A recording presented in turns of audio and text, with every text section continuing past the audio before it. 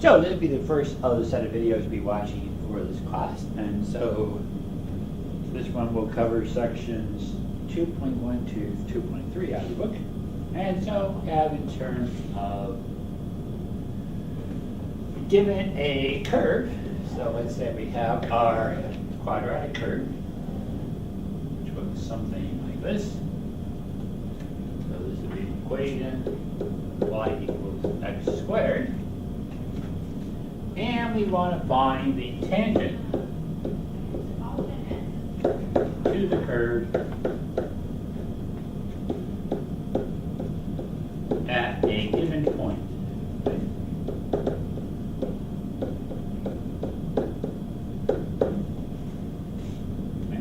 Now let's say we want to find it when x is equal to 2. So I got that x is 2. I know that the corresponding y value here is going to be 4. And we want the equation of what would be the slope of that tangent line to the curve at that given point. Well, so you learned before that in order to find slope, we need 2 points. So if I want to find the slope, I need to have 2 points. And so you learned before that in terms of slope, that slope was given by y2 minus y1 over x2 minus x1. So the change in y over the change in x. So if I want to find the slope, add 2. So let's start by taking the points x equals 2. And the other point we're going to use is when x is 3. So when x is 2, we got that y is 4. And when x is 3, we got that y is going to be 9. So the slope, then, is going to be 9 minus 4 over 3 minus 2. And this comes out to be 5. But let's say I want to get a better value as to what the slope is exactly at 2. So let's pick a point that's closer to 2. So now let's use that x is 2 and y is 2.5. Well, again, y is 4. But here, the new y value is going to be 6.25. And so now my new value for slope is going to be 6.25 minus 4 over 2.5 minus 2.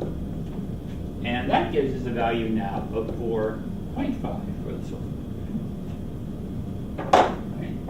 So if I do another set of points, so making the difference in between my two x's even smaller, so let's use x is 2, and y is now 2.1. Sorry, x is 2.1, my other value.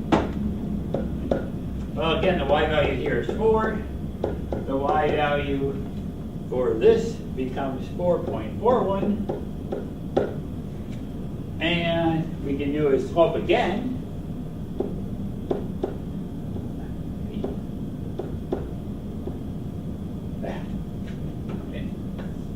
Again, all right, we want the slope.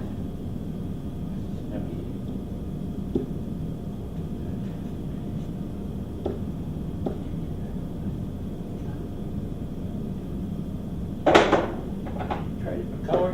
There we go, that's better. The slope is going to be 4.41 minus 4 over 2.1 minus 2. And now we get a value of 4. Right? And now lastly, if I do one more point in this process, and we got x is 2, and now 2.01. Again, the y value here is 4. The new y value here is going to be 4.0401. And now if I do my slope for this side, we get 4.0401 minus 4 over 2.01.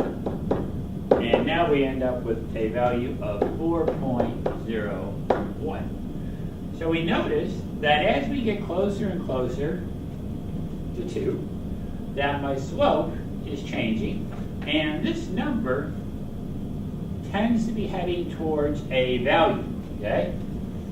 So the slope at 2, at x equals 2, is heading towards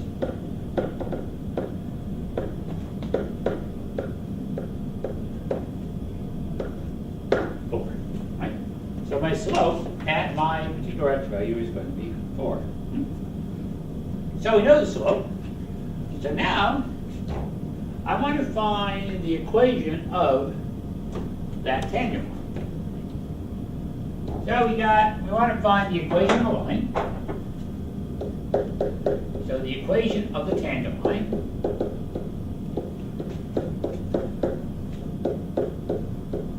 and so for that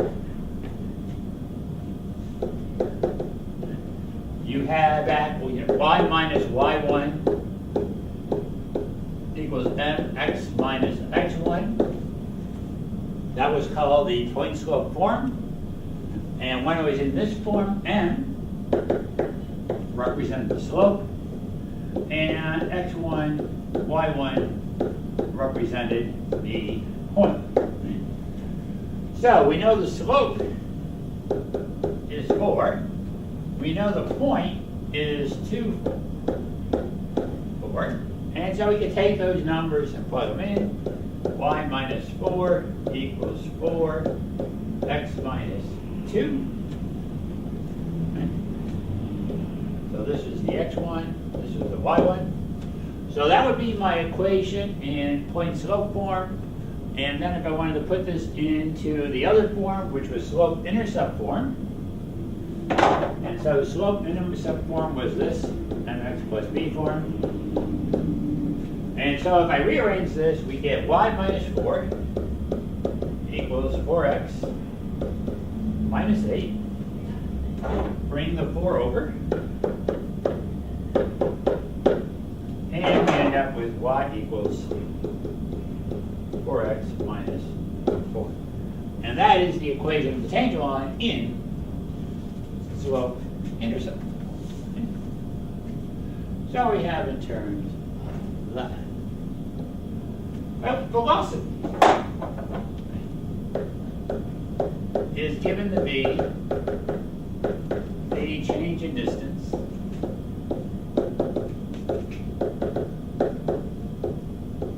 divided by the change in time.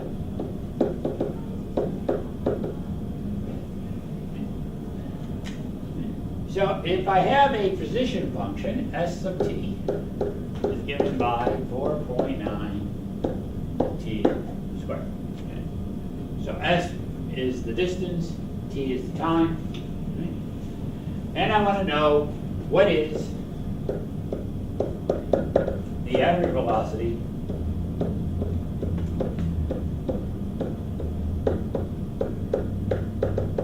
at t equals 6. So I want to know what's the average velocity of this object when t is 6 seconds. Right?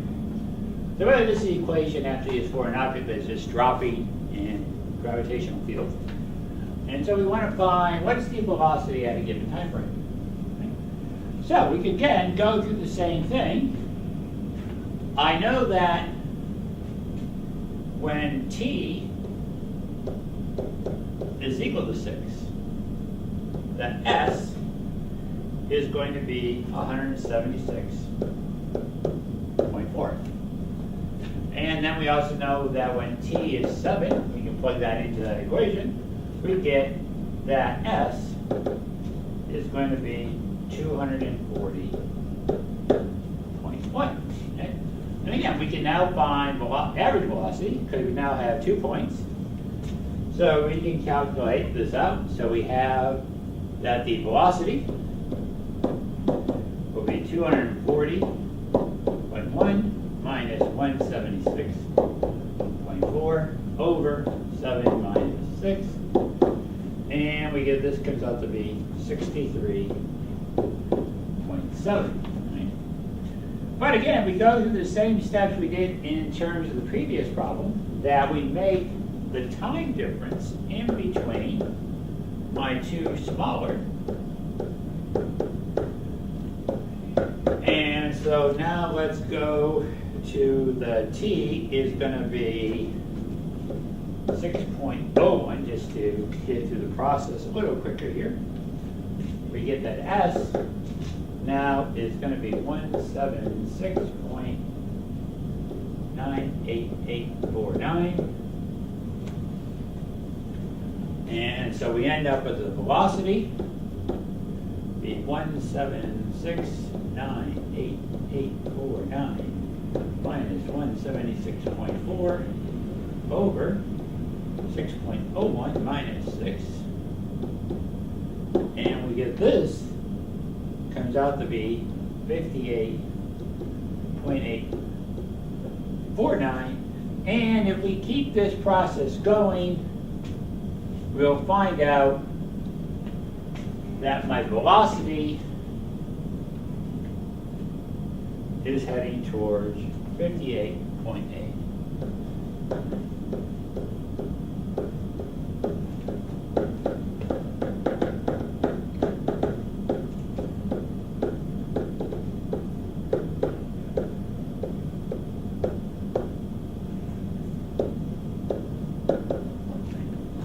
So if I keep on going, and if I do 6.0001, I get even closer, and so on.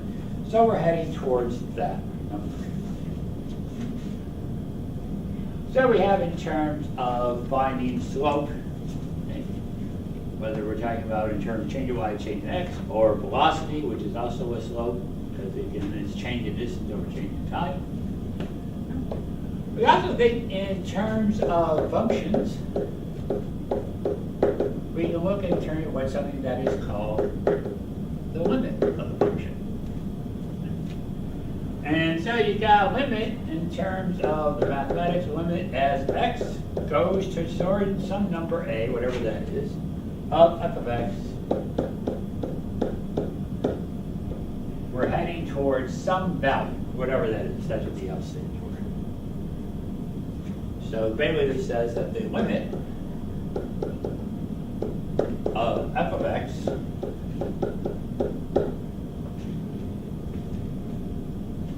is equal to L as x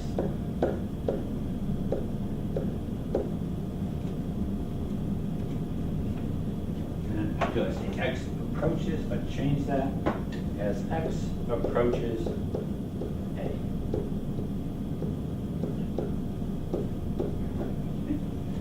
We're heading towards a number. So again, we go back to like what we had here. Yeah, we wanted a number at 6, and we said, okay, as I get closer and closer and closer to 6, my number is we're closing in on a value, whatever that may be, right? But that's basically what we're doing here. We're saying we're getting closer to a number as we get nearer and nearer to that number. So let's look at an example. So what is the limit as x approaches 1 of x minus 1 over x squared minus 1? Well, you'll notice if I actually plug 1 in here, this goes to 0, and that's undefined, right? So we got to say, okay, so we want to look at what happens as we get close to 1. So let's first start with numbers that are greater than 1. So let's start with numbers a little bit bigger than 1. Right? So we got that, and we'll make a little chart.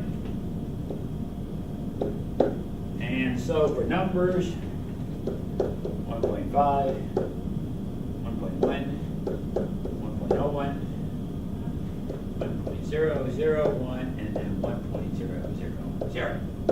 Right? So if I take these numbers and I plug them into there, so when you take those numbers, you can plug them into your calculator. You get that this first one comes out to be 0.4. The next one comes out to be 0.476190. The next one is 0.477512. 1.001. We're down to 0.499750. And then the last one, we got 0.499975. So it looks like, at least going on this side of the world, we're heading towards a number, and that number seems to be we're heading towards 0.5. Okay? Now what happens if I do it with numbers that are less than 1? What do we do? So now we're going to come in from the other direction. And so now we got 0.5, 0.9, 99, 0.999, and then 0.9. Right? So now we get here going in the other direction.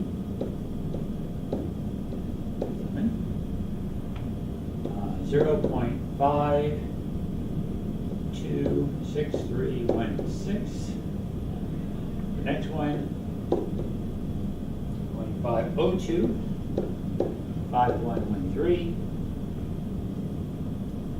Next one, 0.512250. And the last one, 0.500025. Right? So again, if I come in this direction, it looks like we're heading towards exactly the same number. And so we're going to say here that the limit for this, right?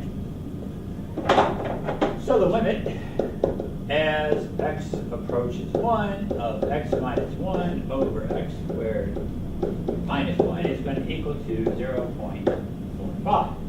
And that's the key thing here, is that when I come in from this direction and I come in from the other direction, in order to have a limit, I have to be closing on an a number. In this case, we're closing on the same value no matter which direction we come from, okay? So this does have a limit as x goes to 1. Well, you can also talk about what are called one-sided limits.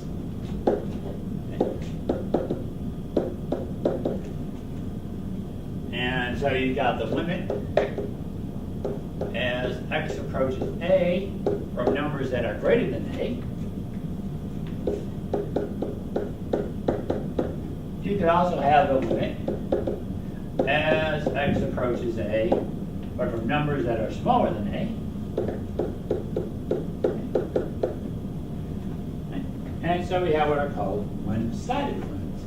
And so let's look at this in terms of a graph of what's going on. So we'll come up with a quick graph here of all this. And so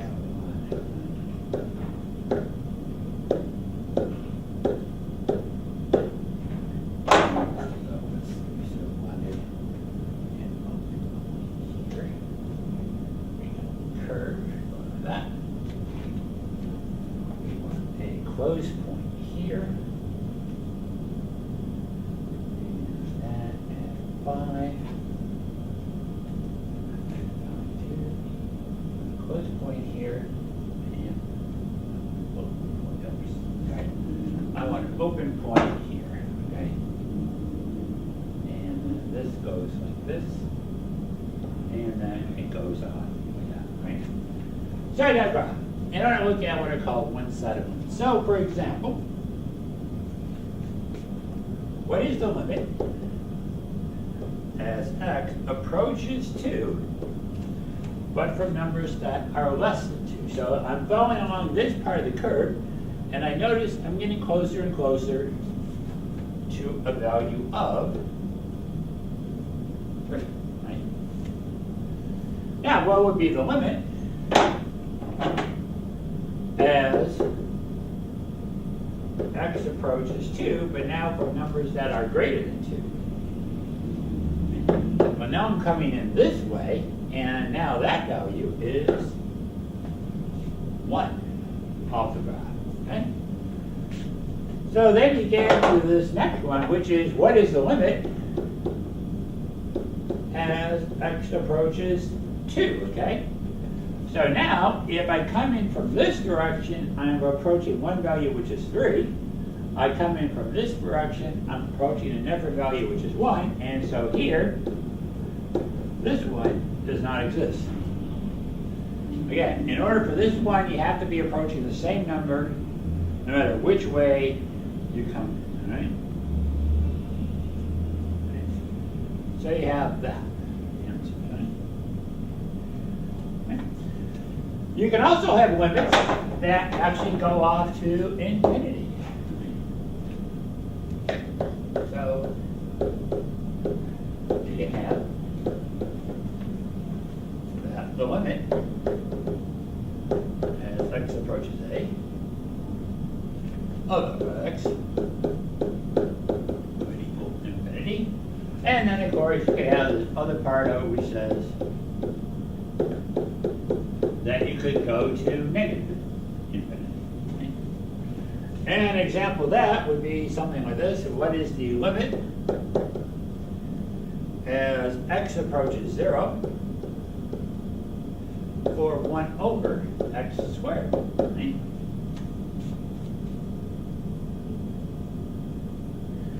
So as I get closer and closer to 0, this bottom number is getting smaller and smaller and smaller, and you will be heading towards infinity. Right? And then I can do the same thing, just change the sign on the top. As x goes to infinity of negative 1 over x squared, and this time we'd be going off to negative infinity. So we can have limits that go off to infinity. Right? So, but what happens in terms of graphs where you have asymptotes?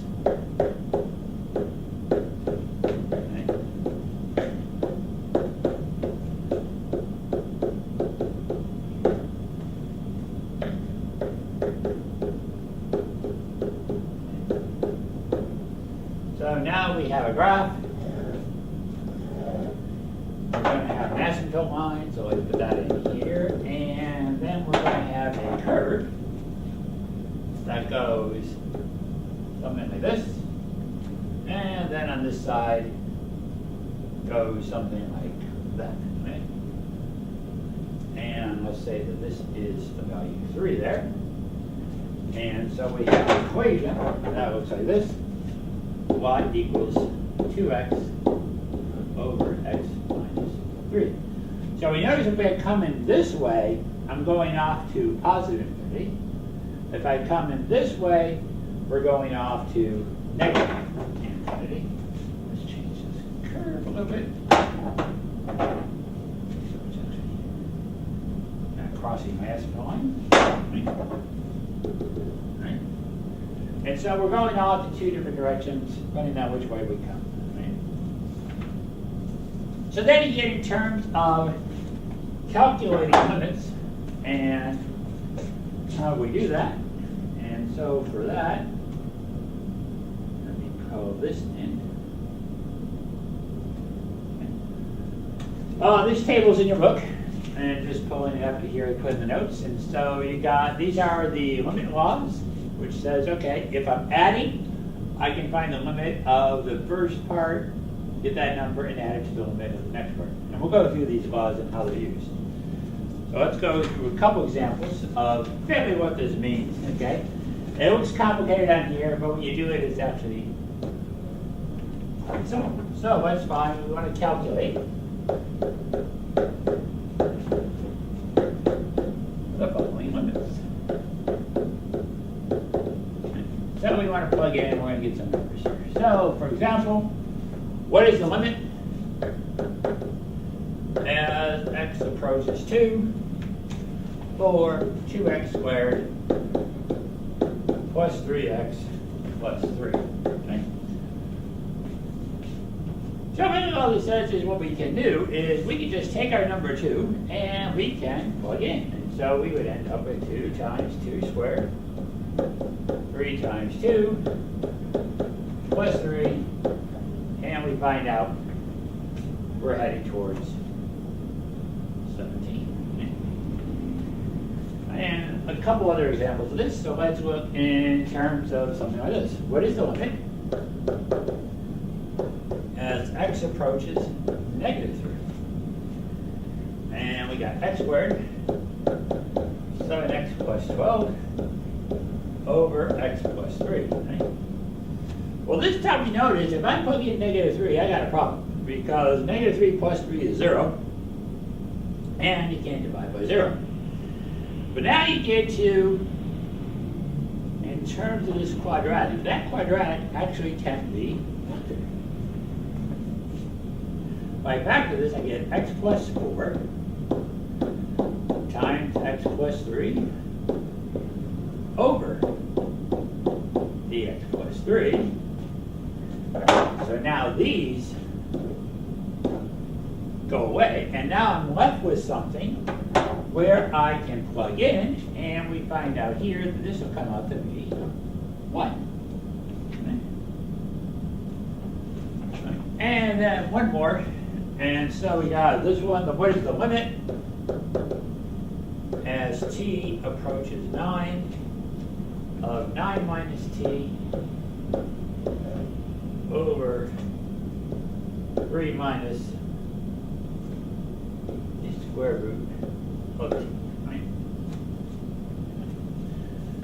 Again, if I plug in 9 in there, I got a problem because the bottom term will be 0. But this one, again, we can sort of, there's a little trick here in that I can factor. This, after all, if you remember from back in your other classes, is difference of squares. You know, it didn't quite look like it.